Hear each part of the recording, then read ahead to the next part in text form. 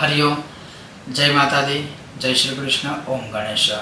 उपांग ललिता व्रत या ललिता पंचमी 2022 शारदीय नवरात्रि में इस वर्ष बहुत खास है। क्यों खास है? एक तो ललिता पंचमी जैसे माँ ललिता देवी के आराधना का एक उत्तम पर्व है।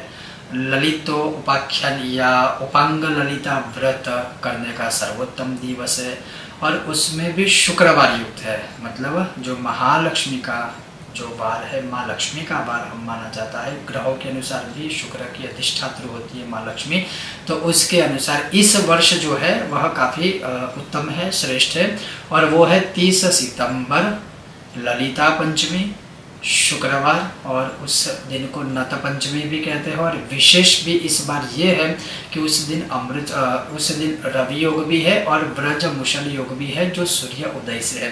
मतलब एक प्रकार से देखा जाए तो काफ़ी खास और उत्तम और महत्वपूर्ण दिवस है। तो इस वर्ष इस उपांग ललिता व्रत को कैसे करना है? तो इस व्रत को अगर आप करते हो, एटलीस्ट एक दिन भी करते हो, जैसे पूरे नवरात्र के 9 दिन नहीं कर पाते हो, लेकिन अगर यह एक दिन भी अगर आप पूर्ण रूप से संयम नियमों के साथ अगर इस व्रत को करते हो तो माँ ललिता सहित, माँ लक्ष्मी सहित भगवती दुर्गा या देवी की पूर्ण कृपा प्राप्त होगी। अब करना कैसे है? तो इस वर्ष यह जो उपांग ललिता व्रत है, अगर वो आपको करना है तो जैसे एक समय अन्न खाकर कर सकते हैं और एक समय फलाहार कर सकते हैं। सशक्त हो, अगर आप करने में योग्य हो तो पूरे दिन केवल फलाहार करके ही करने का प्रयत्न कीजिएगा। लेकिन हाँ, गर्भवती महिला, छोटे बच्चे और बुजुर्ग है या जिनका स्वास्थ्य अच्छा नहीं है, उन्हें जबरदस्ती यह व्रत उपवास करने की आवश्यकता नहीं है। इवन कोई भी व्रत करने की आवश्यकता नहीं है। तो अगर आप यह व्रत करते हो तो जैसे मैंने कहा, एक समय अन्न आहार कीजिए, एक समय फलाहार कीजिए, या फिर दोनों समय केवल फल का ही आहार आप कर सकते हो। दूध आप पी सकते हो गौ माता का, कोई दिक्कत नहीं है। फल रस का भी सेवन आप कर सकते हो। यह हो गया उपवास। दूसरी बात रही जैसे अखंड दीपदान। श्री यंत्र अगर आपके पास है, श्री यंत्र सर्वोत्तम है, सर्व महायंत्र राज कहा जाता है, सभी यंत्रों का राजा है श्री यंत्र। तो श्री यंत्र के सामने गाय के घी का दीपक प्रज्वलित कीजिए, दीपदान कीजिए उस दिन। एटलीस्ट एक दिन या पूरा एक दिन से दूसरे दिन तक, मतलब सूर्य उदय से लेकर सूर्य दूसरे दिन के उदय तक, पंचमी की तिथि शुरुआत से लेकर षष्ठी तिथि की शुरुआत तक अगर अखंड दीपदान करते हो श्री यंत्र के सामने गौ माता के गाय के घी का, तो वो श्रेष्ठ है। या फिर मैं ये कहूँगा कि जितना अधिक समय गौ माता का गाय के घी का दीपक प्रज्वलित रहता है श्री यंत्र के सामने, तो वो दीपदान करने का प्रयत्न कीजिए। उसके पश्चात जैसे ललिता सहस्त्रार्चन है, श्री ललिता सहस्त्र जो नामावली है उसका एक नाम बोलकर, या तो कमल से, कमल अगर इतने 1000 न मिले तो केवल एक कमल भी एटलीस्ट लेकर श्री यंत्र के ऊपर अर्चन कीजिए।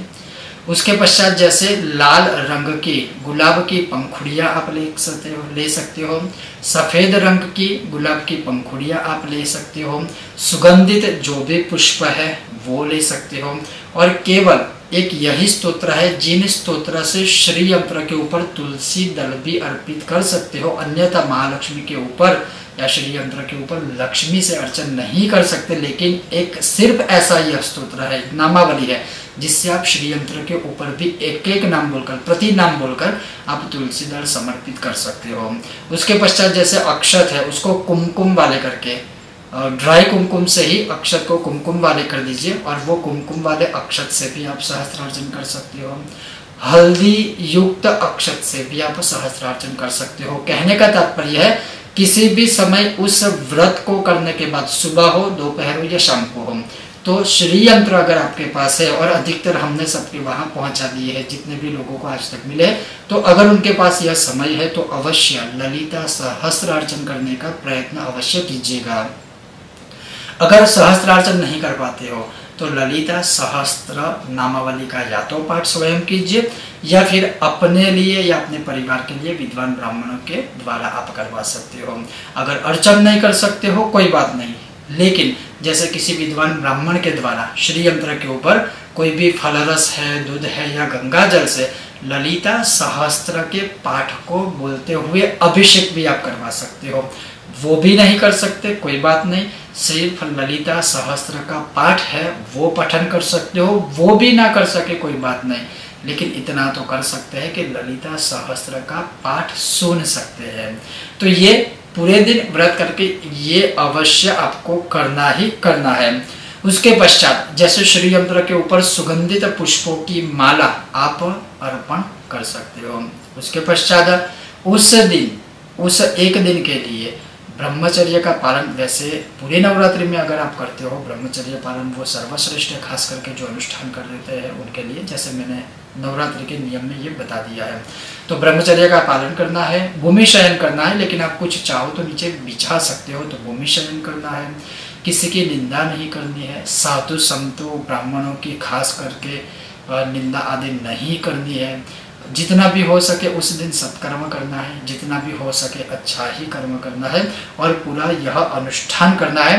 और रात्रि काल में जब तक हो सके तो आप चाहो तो जगराता या जागरण कर सकते हो, अन्यथा पूरे दिन में जैसे इस प्रकार से मैंने उपांग ललिता व्रत को आपको बताया है उसी प्रकार से करके माँ ललिता, माँ श्री महालक्ष्मी और श्री यंत्र को प्रार्थना करनी है कि यह व्रत आपने जो किया था वो आपने उनको समर्पित कर दिया है और आपके परिवार की हर प्रकार से वो कल्याणदात्री बने, वो कल्याण करे, ऐसी भावना रखनी है। और आपकी जो भी कामना है वो कामना आपको उनके सामने बोलनी है और यह पूरा व्रत उनको अर्पित कर देना है।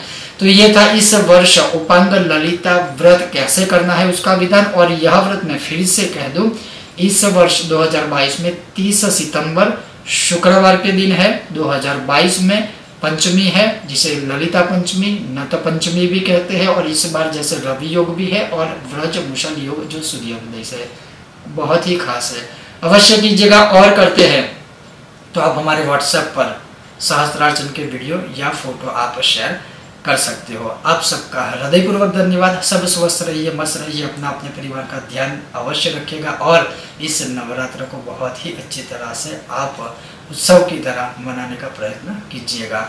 ओम गणेश, जय माता दी।